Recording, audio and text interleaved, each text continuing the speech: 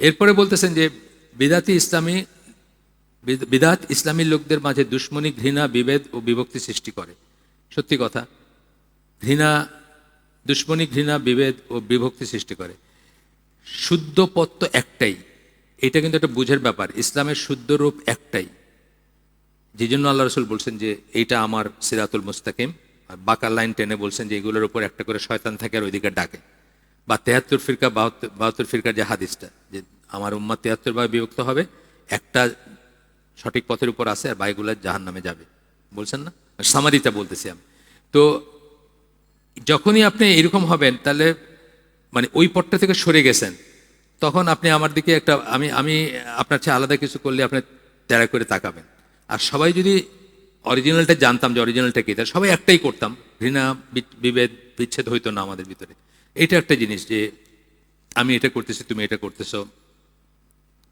এখানে আয়াত কোট করছেন, আমি পড়ি না আয়াতগুলা, তারপরেও এই একটা দুইটা পড়ি, আপনারা জানেন হয়তো এগুলা। সূরা আলে ইমরানে ১০৫ নম্বর আয়াত, তোমরা সেই সব লোকদের মতো হইও না যারা বিচ্ছিন্ন হয়ে গেছে এবং তাদের কাছে সুস্পষ্ট প্রমাণাদি আসার পরেও মতভেদ করেছে, তাদের জন্য রয়েছে ভয়ঙ্কর আযাব। আমাদের ভিতর আপনি দলিল দিয়ে দেওয়ার পরে বলবেন আমাদের মাযাব এটা নাই, আমরা কিন্তু আমরা এটা করি না। দলিল দিচ্ছেন সব ঠিক আছে, তারপরে বলবেন আমরা তো এটা করি না, বাপদাদা এটা করে নাই কোনোদিন।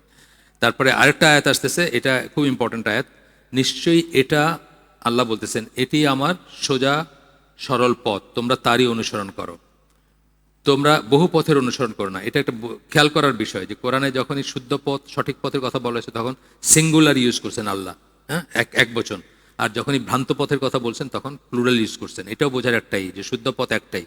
তো নিশ্চয়ই এটি আমার সোজা সরল পথ, তোমরা তারই অনুসরণ করো, তোমরা বহু পথের অনুসরণ করো না, কারণ তা তোমাদেরকে তার পথ থেকে, মানে আল্লাহর পথ থেকে, তার এক পথ হতে বিচ্ছিন্ন করে দিবে। সূরা আল আনাম ১৫৩ নম্বর আয়াত, খুব ইম্পর্ট্যান্ট একটা আয়াত।